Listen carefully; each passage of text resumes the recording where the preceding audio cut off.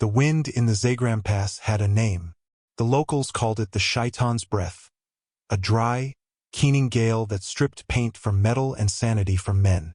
It was a physical presence, a constant pressure against the HESCO barriers and canvas tents of forward operating base vigil. Into this gritty, wind-scoured purgatory walked Sergeant Eva Rostova.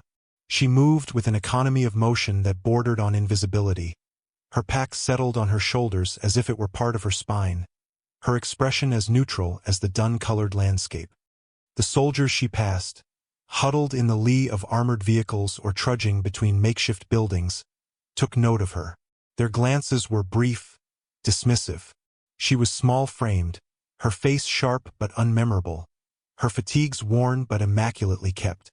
She was a replacement, a cog arriving to fill a void left by a much-loved gear. The void was Sergeant Miller, callsign Hawkeye, a man who had become a legend in these mountains before a sniper's duel at extreme range had ended his story. Rostova was the epilogue no one wanted to read. She found the command tent, a squat, sand-colored structure buzzing with the low hum of generators and electronics. Inside, the air was thick with the smell of stale coffee, sweat, and ozone. A holographic map table dominated the center of the space, casting a pale blue light on the three men gathered around it. Captain Reyes, the company commander, was tense and tired. Corporal Davis, a young, cocksure spotter who had worked with Hawkeye, leaned against a stack of comms gear, his arms crossed. And at the head of the table, radiating an aura of absolute, unyielding authority, stood General Marcus Thorne. Thorne was a man carved from the same rock as the surrounding mountains. His face was a roadmap of old campaigns, his eyes the color of chipped slate. He didn't look up as Rostova entered and stood at attention just inside the flap. "Captain Reyes," she said, her voice clear but quiet, not fighting the wind that rattled the tent. "Sergeant Rostova, reporting as ordered." Reyes gave a curt nod, his eyes flicking nervously toward the general. "At ease, Sergeant." "General Thorne, this is Sergeant Miller's replacement." Thorne finally lifted his head. His gaze swept over her, a slow, meticulous inventory that was less an inspection and more a dismissal.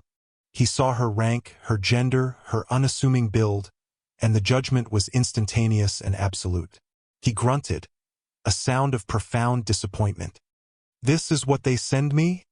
he said, not to her, but to the air itself. "They send me this to replace Hawkeye?" He gestured vaguely at the holographic map, a jagged representation of the canyon system known as the Devil's Anvil. "We have a ghost to hunt out there, Captain. Not a target for range practice."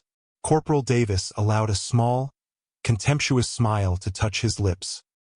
He'd worshipped Hawkeye, and this quiet woman looked like she'd be more at home filing paperwork than behind the scope of a 338 Lapua Magnum. He saw her rifle case, a standard-issue Pelican, scuffed but clean. No custom paint job, no bravado. It was offensively plain. Rostova's face remained a mask of professional calm. She didn't flinch, didn't react. Her eyes were fixed on the general, her posture relaxed but ready. She had faced this kind of reception before. It was a terrain as familiar to her as any battlefield. The arrogance of men in power was a constant, like wind or gravity. You didn't fight it. You accounted for it and you worked around it. "With all due respect, General," Reyes started, trying to smooth the jagged edges of the moment. "Sergeant Rostova's record is—" "I've read her record, Captain." Thorne cut him off, his voice like grinding stones. "Distinguished marksman at Quantico. Top of her class in advanced ballistics. It's a fine piece of paper. But paper doesn't stop a bullet, and it doesn't make a 2,200-meter shot in a 40-knot crosswind." He turned his full attention to Rostova, his eyes narrowing. "You ever seen a wind like the Shaitan's Breath, Sergeant? A wind that can pick up a rock the size of your fist and throw it 100 yards? A wind that has 3 different currents between you and the target." "I have read the meteorological reports for the region, sir," Rostova replied, her tone even. The answer was so devoid of emotion, so technically correct, that it was almost insolent. Thorne's jaw tightened. He saw it as evasion, the response of an academic, not a warrior. Reading isn't doing, he snapped. Hawkeye was out there for 3 weeks.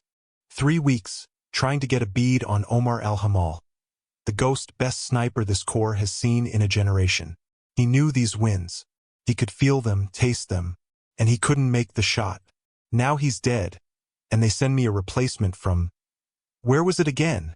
He glanced at a datapad on the table. Ah yes, instructor duty at the Logistics and Support School. Teaching supply clerks how to zero a rifle.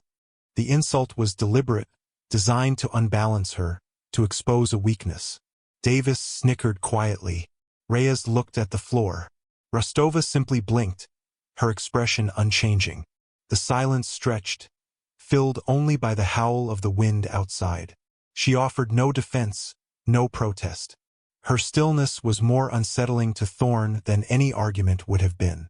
It was the calm of a deep ocean, indifferent to the storm on its surface. He waved a hand in disgust. Get her briefed, Reyes.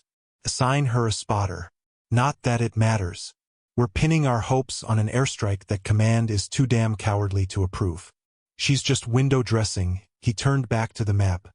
His dismissal as total, as if she had ceased to exist. Rostova was a ghost long before she ever looked for one in the mountains. The briefing was a grim affair. Captain Reyes laid out the situation with weary precision. Omar al-Hamal, a brilliant and ruthless insurgent strategist, had established a command post in a network of caves on the far side of the Devil's Anvil. The position was a natural fortress, accessible only by a single, heavily guarded track and impervious to standard aerial bombardment due to deep, interlocking caverns. The only vulnerability was a small, man-made loophole, barely a foot wide, in the main observation post. It was through this aperture that al-Hamal observed the valley, directing his forces. He only shows himself at sunrise, Reyes explained, pointing to a magnified image on the screen. Stands there for maybe 30 seconds. Watches the sun hit the far ridge. They say it's a ritual for him. The shot distance, Thorne interjected, his voice dripping with skepticism, is 2,247 meters, uphill, across a canyon that acts as a wind funnel. The temperature differential from the canyon floor to the ridge creates mirage effects that can throw a shot off by meters. Hawkeye calculated a 40-meter wind hold on his best day. 40 meters. That's the length of a patrol base. He looked directly at Rostova. You understand what I'm saying, Sergeant? This isn't a shot. It's a miracle. It's threading a needle in a hurricane from 1.5 miles away. Corporal Davis, who had been assigned as her spotter, spoke for the first time. Hawkeye said the wind wasn't just one current. It's a shear. The wind at the firing position is blowing east. Halfway across, it hits a thermal updraft from the sun, hitting the canyon wall and goes vertical. Then near the target, it swirls back west. It's a nightmare. The bullet goes through 3 different weather systems. He said it with a kind of morbid pride, burnishing his fallen hero's legend. The unspoken message was clear. If Hawkeye couldn't do it, you have no chance. Thorne nodded, a grim satisfaction on his face. Exactly. We've had drones up. We can't get a laser designation on the target without them spotting the drone and spooking him. It has to be a ballistic solution. A cold-bore shot. He leaned forward, his knuckles white on the edge of the table. His voice dropped, becoming a low, venomous thing. I've been in this man's army for 35 years. I've seen the best shots this world has to offer. Men who could hit a bottle cap at a kilometer. Men with ice in their veins. And I'm telling you, Sergeant, that shot is impossible. He paused, letting the weight of his declaration fill the tent. Then he delivered the final, cutting blow. No woman can make that shot. It wasn't just a statement of doubt. It was a fundamental creed. To him, this kind of work, the lonely, patient, lethal art of long-range marksmanship, required a specific masculine form of grit, a psychological endurance he believed was absent in her sex. It was the pronouncement of a dinosaur, a relic of a bygone era, but in the confines of this tent, his word was law. Rostova stood motionless. The general's words washed over her, and she let them go. They were irrelevant. Wind, gravity, distance, the spin of the earth, those were the facts that mattered. The general's opinion was just noise, another variable to be filtered out. She finally spoke, her voice still quiet, cutting through the tension. I'll need a current atmospheric density report, detailed topographical data for the canyon, and the last 72 hours of wind sensor logs from the nearest drone overflight, she said. Corporal Davis can pull them for me. Her eyes met Davis's, and for the first time, there was a flicker of something in her gaze. It wasn't a challenge. It was an expectation of competence. We move out in 2 hours. She gave a crisp nod to Captain Reyes, turned, and walked out of the tent, leaving a wake of stunned, angry silence. The general stared after her, his face a thundercloud. He had thrown down a gauntlet forged from a lifetime of prejudice, and she hadn't even bothered to pick it up. She had simply stepped over it and gotten to work. The trek to the overwatch position was a grueling, 8-hour ascent into the teeth of the Shaitan's breath. The landscape was lunar, all shattered rock and treacherous scree slopes. Rostova moved with a steady, relentless rhythm, her breathing controlled, her steps placed with the certainty of a mountain goat. Davis, laden with the spotting scope, tripod, and comms gear, struggled to keep pace. He was younger, stronger, but his movements were angry and inefficient. He resented her pace, her silence, her unnerving composure. Hawkeye would have taken the western ridge, he grumbled, half to himself, as they paused for a water break in the lee of a rock spire. Better cover from the wind. The western ridge gives you a plunging angle, Rostova said without turning around. She was scanning the target area with her binoculars. It increases the effects of gravity and vertical wind shear. This position is almost level with the target. It simplifies the vertical calculation. Davis fell silent, annoyed that she had a logical answer. He had expected her to be ignorant, to need his guidance. Instead, she seemed to have already memorized the entire mountain range. Her calm competence was more infuriating than any weakness would have been. They reached the designated spot an hour before dusk. It was a miserable piece of real estate, a narrow ledge of crumbling rock, barely wide enough for 2 people to lie side by side. The wind was a constant physical assault. It whipped dust into their eyes and tore at their clothing. Rostova immediately began constructing their hide. She didn't build it for comfort. She built it for stability. She used flat stones to create a solid platform for the rifle, wedging them together until they were immovable.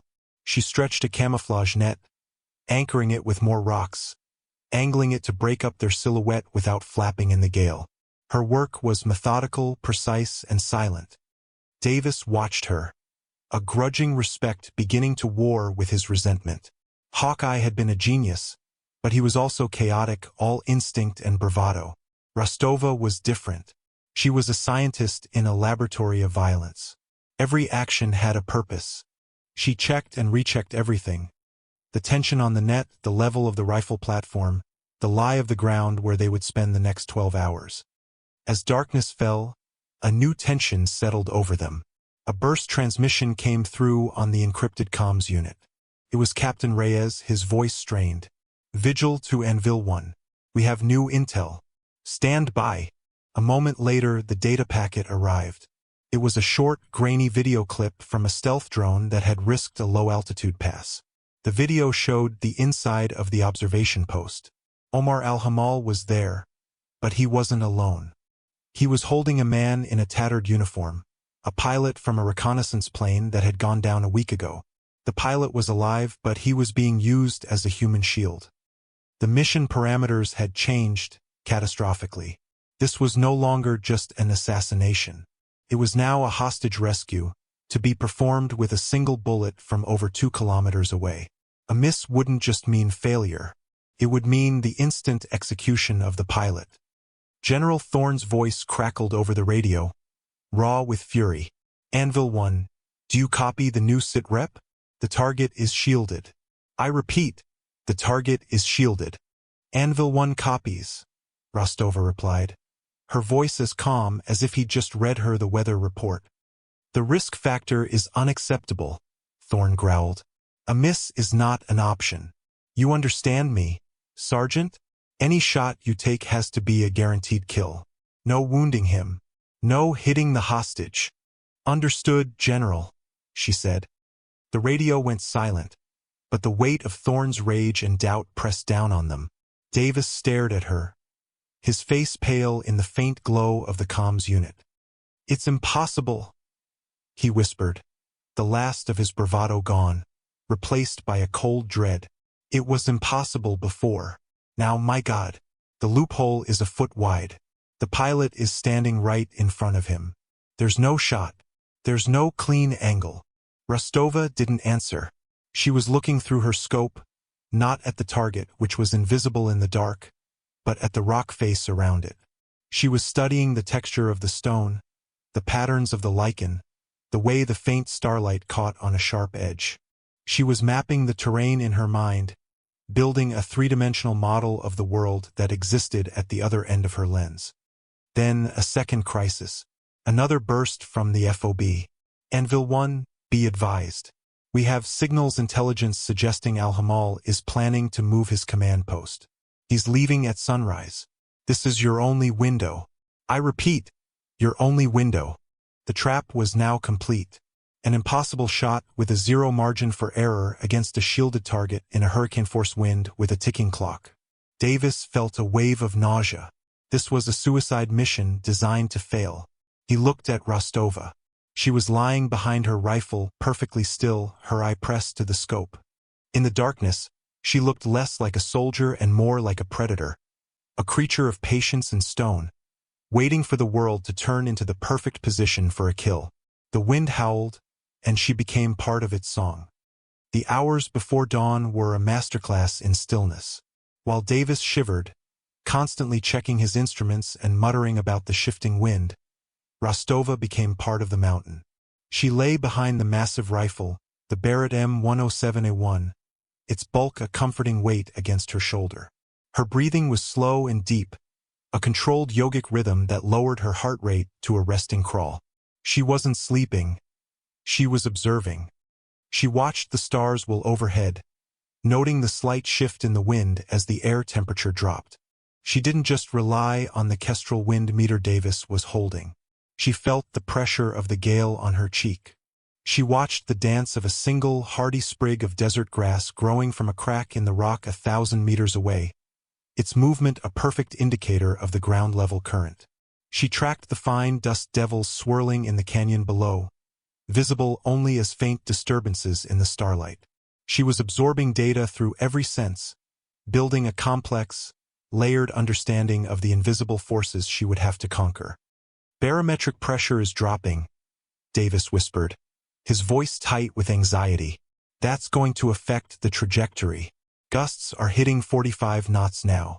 Jesus, this is a designated marksman's nightmare. Rostova didn't respond. In her mind, she was already making the calculations.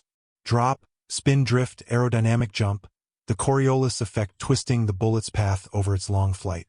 And then there were the more esoteric variables, the ones they didn't teach in basic marksmanship courses. The temperature differential was the key. The sun would strike the rock face of the target's fortress first, while the air in the canyon remained cold and dense. This would create a thermal layer, a lens of air that would bend the light and the bullet's path in unpredictable ways. She called it thermal refraction. It was a ghost variable, a sniper's myth, but she had studied it, mastered it. It was the variable that had likely defeated Hawkeye. As the eastern horizon began to glow a pale, bruised purple, the final pieces fell into place. The light crept down the canyon wall, illuminating the target rock face. The loophole was still a black, empty square. "Stand by," Rostova said, her voice a low murmur. It was the first thing she had said in over 4 hours. Davis's hands were shaking as he focused the spotting scope. "I have nothing. Can't see a damn thing inside." "He'll be there," Rostova breathed. Her finger rested on the trigger, the pressure infinitesimal. She was no longer breathing. She had purged the air from her lungs, finding the still point between heartbeats. The radio crackled to life. It was Thorne. "Anvil 1, report." Do you have eyes on? Negative, Vigil. Standing by, Rostova said. A sliver of the sun broke over the distant mountains. A ray of golden light lanced across the canyon and struck the loophole. And in that instant, a silhouette appeared. Al-Hamal, with the pilot held firmly in front of him. The hostage's head was down, but Al-Hamal's was visible over his shoulder. Target acquired, Davis hissed. But he's shielded. The hostage is covering 90% of his center mass. I don't have a shot for you. There is no shot. On the radio, Thorne's voice was strained. He was watching the same drone feed. Damn it. Stand down, Rostova. I'm aborting the mission. The risk is too high. Acknowledge. Stand down. Rostova ignored him. She had seen it. For 1/4 of a second, the wind had lulled. A momentary pause in the shaitan's breath. In that same instant, Al-Hamal had turned his head to speak to someone inside the cave, exposing a 2-inch sliver of his skull just behind his ear. It was an anatomical kill zone, the shot of a lifetime, presented for less time than it takes to blink. Her mind processed the variables in a flood of pure mathematics. Wind hold, 38 meters right. Elevation, dialed in. Thermal refraction, a slight hold under of 6 inches. Spin drift, Coriolis, all accounted for. The world narrowed to the crosshairs and that tiny, fleeting target. Sending, she whispered. The general was still yelling into the radio. Sergeant, I gave you a direct order. Do not. The Barrett roared. The recoil was a solid, familiar punch into her shoulder, a force she absorbed with her entire body. The sound was immense, a crack of thunder that was immediately snatched away by the wind. The bullet, a 750-grain Hornady AMAX, left the barrel at nearly 3,000 feet per second, beginning its long, lonely journey across the canyon. The flight time was over 3 seconds. 3 agonizing seconds where anything could happen. A sudden gust of wind, a change in air density, a slight miscalculation. Davis held his breath, his eye glued to the scope. The command tent back at Vigil was silent, watching the drone feed, watching a tiny speck of vapor trail across a vast expanse of nothing. Then, through the spotting scope, Davis saw it. A fine, red mist erupted from the side of Al-Hamal's head. The silhouette stiffened, then crumpled, falling backward out of the loophole and out of sight, releasing the hostage who stumbled forward. Hit! Davis screamed into his microphone, his voice cracking. Target down. He's down. Hostage is safe. But the celebration was premature. A second figure immediately appeared in the loophole, Al-Hamal's second-in-command. He grabbed the stunned pilot and began dragging him back into the darkness of the cave. To kill him. Second target, Davis yelled. He's got the pilot. He's pulling him out of sight. There was no time for a new calculation. No time to reacquire. The opportunity was gone. But Rostova had anticipated this. In her hours of study, she had mapped not just the loophole, but every crack and fissure in the rock face. She knew there was a smaller, natural fissure 3 feet to the left of the main opening. She had calculated the trajectory to that point as a contingency. She tracked the 2 IC's movement, guessing his position behind the rock wall based on the angle he was dragging the pilot. It was a predictive shot, a ghost shot at a target she could not see. Before Davis had even finished his warning, she had worked the bolt on the Barrett with brutal efficiency. The heavy shuck-clack of the action, a sound of pure mechanical purpose. She shifted her aim 3 feet to the left, adjusted her hold by a fraction of an inch, and fired again. Crack. The second shot echoed across the canyon. Another 3 seconds of unbearable silence. Davis swung the spotting scope back to the main loophole, then swept it across the rock face. He saw nothing. No effect, he said, his heart sinking. I have no effect on second. Then he saw it. Through the smaller, natural fissure, he saw the second-in-command's body slide down the interior wall of the cave, a dark stain spreading on the rock behind him. He had fallen away from the pilot, who was now scrambling to his feet, alone and alive. Davis couldn't breathe. He keyed his mic, his voice a choked whisper. Vigil, Anvil 1. Second target is down. I repeat, second target is down. Hostage is secure. My God! How did she see him? Rostova pulled her eye back from the scope. She calmly ejected the spent casing, its brass body warm against the cold morning air, and watched it tinkle onto the rock beside her. Her work was done. Back at FOB Vigil, the command tent was a tomb. The drone feed played on the main screen, showing the rescued pilot waving frantically from the loophole, signaling to the sky. General Thorne stood frozen, his hand still holding the radio handset he'd been shouting into. The faces of the other officers and analysts were slack with disbelief. They had all heard his order to stand down. They had all witnessed her defy it. And they had all seen her succeed in a way that defied the laws of physics and probability. Captain Reyes was the first to find his voice. "General, what was that?" "The second shot. There was nothing there." "How could she possibly have made that shot?" Thorne didn't answer. He slowly lowered the handset. His eyes were fixed on Rostova's personnel file, which was still displayed on a secondary screen. He had glanced at it once with contempt. Now, he looked at it with a dawning, terrifying sense of his own ignorance. His finger hovered over the trackpad. Then he clicked, accessing a deeper, more classified level of her service record. A wall of black redaction bars dissolved, revealing text that had been sealed under national security directives. Deployments to places that didn't officially exist. Mission logs filled with code names and acronyms he only vaguely recognized from high-level intelligence briefings. And a kill count that was not just impressive, but statistically impossible for a single operator. It was the record of a ghost, a weapon wielded in the deepest shadows of global conflict. And then Reyes saw it over the general's shoulder. A single entry, listed under operational call sign. It was one word: Kestrel. Reyes gasped. He took a step back, his mind reeling. "Kestrel," he breathed, the name spoken with the reverence usually reserved for myths.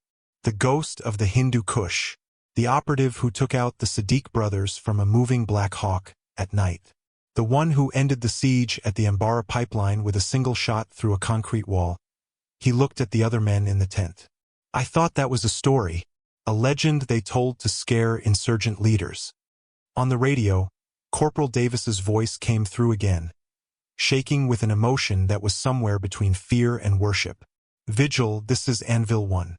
Sir, I'm looking at her dope card. Her data on previous engagement." He paused, trying to make sense of what he was seeing.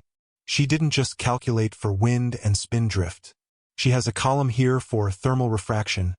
She calculated the exact degree the bullet would bend as it passed through the warmer air near the target's rock face. Sir, she had a separate firing solution for the second target. A predictive shot through a secondary aperture. She had it planned. She knew he would be there." The revelation settled over the tent, thick and heavy. General Thorne slowly sank into his chair. The file on the screen was no longer just a piece of paper. It was a testament. He had not just underestimated a soldier. He had insulted a living legend. He had stood on a beach and tried to command the tide.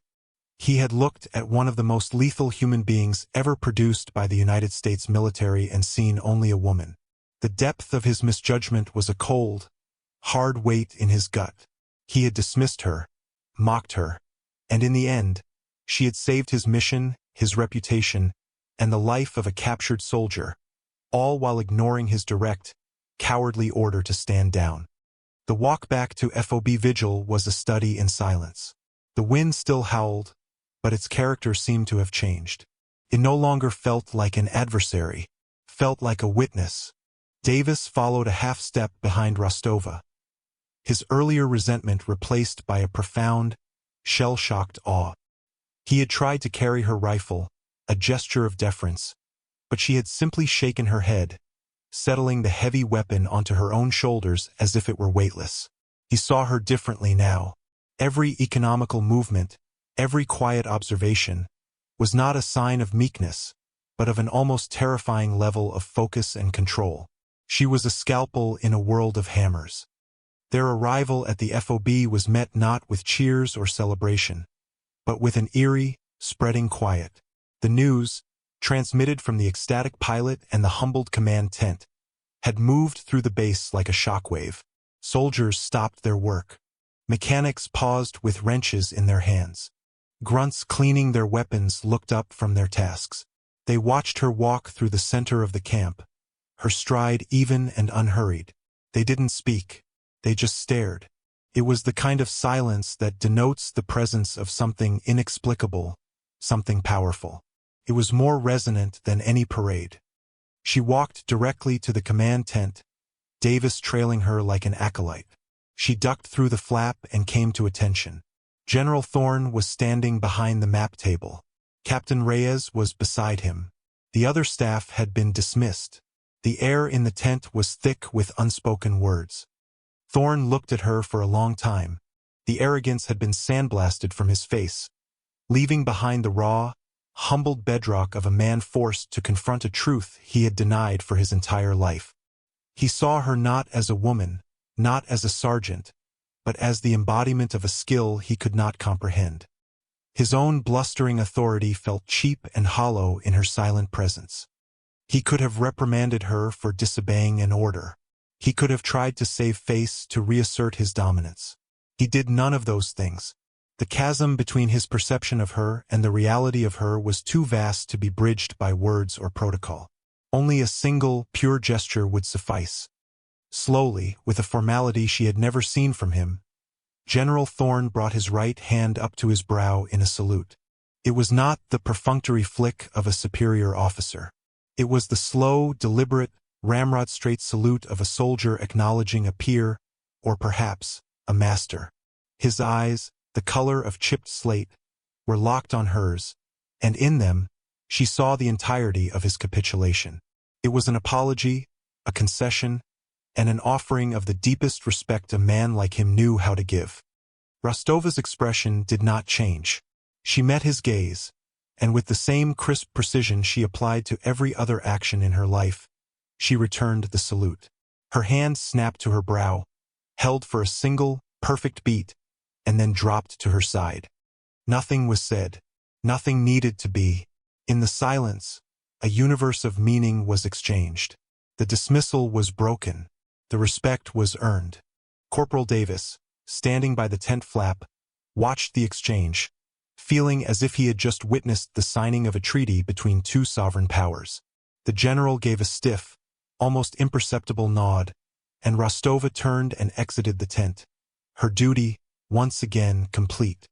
That night, the shaitan's breath finally died down, leaving behind a silence that was almost as loud as the wind had been. The stars over the Zagram Pass were hard and bright, scattered like diamonds on black velvet. In a small, prefabricated room, Sergeant Rostova was engaged in a ritual. Her rifle was disassembled on a clean canvas cloth, each component laid out in a precise, ordered line. The bolt, the firing pin, the trigger assembly, all the intricate steel guts of the machine that was an extension of her own will. She cleaned each piece with a focused, meditative calm. The smell of gun oil and solvent filled the small space. Her hands, steady and sure, moved with a familiar grace, wiping away the fine dust of the mountains, checking for any sign of wear or stress. This was her church, this communion with her tools. The noise of the day, the general's scorn, the soldier's awe was a distant echo. Here, there was only the cold, honest reality of steel, oil, and precision. The rifle did not judge. It only performed. A soft knock came at the door. She looked up as Captain Reyes appeared in the opening. He held 2 steaming ceramic mugs. "Figured you could use this," he said quietly, stepping inside and handing one to her. It was coffee, black and strong. "Thank you, sir," she said, her voice a low murmur. She took the mug but didn't drink, her attention returning to the rifle bolt she was polishing. Reyes stood for a moment watching her work. He felt an awkwardness he wasn't used to. "How did you talk to a living myth?" "The pilot's name is Lieutenant Jensen," he said. "He's on his way to Bagram. He'll make a full recovery. He knows who saved him. He owes you his life." Rostova simply nodded, sliding the firing pin back into the bolt, the click of the metal a tiny, satisfying sound. Reyes hesitated, then pushed on. The name, Kestrel. We'd heard the stories. Most of us thought they were just morale boosters. Things Command made up. He shook his head, a small, weary smile on his face. Turns out the legends don't do you justice. She looked up from her work, her eyes meeting his. They were calm, clear, and gave away nothing. They're just stories, sir. To us, maybe, Reyes conceded. But to men like Al-Hamal, they're obituaries just waiting to be written. He took a sip of his coffee. The general, he's a good man, but he's from a different time. What you did today, it was more than just making a shot. You showed him the future. You showed all of us. She didn't respond, her focus absolute on the task at hand. Reyes understood. Praise was as useless to her as scorn. Her reward was in the perfect execution of her craft. He finished his coffee and placed the empty mug on a small crate. You carry it well, Sergeant, he said softly. The quiet, the name, all of it. He left her then, closing the door behind him. Rostova was alone again with her rifle. She meticulously reassembled the weapon, the parts sliding together with practiced ease. The final piece clicked into place. She picked up the rifle, feeling its familiar weight and balance. She worked the bolt, chambering an imaginary round, the sound sharp and final in the quiet room. Her ritual complete, she placed the rifle back in its case. She walked to the small window and looked out at the moon-drenched mountains. They were silent, vast, and unforgiving. The same peaks that had been her adversary were now just a landscape, stripped of their menace. Her expression was not one of triumph or satisfaction. It was a look of quiet, profound permanence. She had always been there, a force of nature as patient and as lethal as the mountains themselves. Whether they saw her or not had never mattered. The shot was always there, waiting to be made.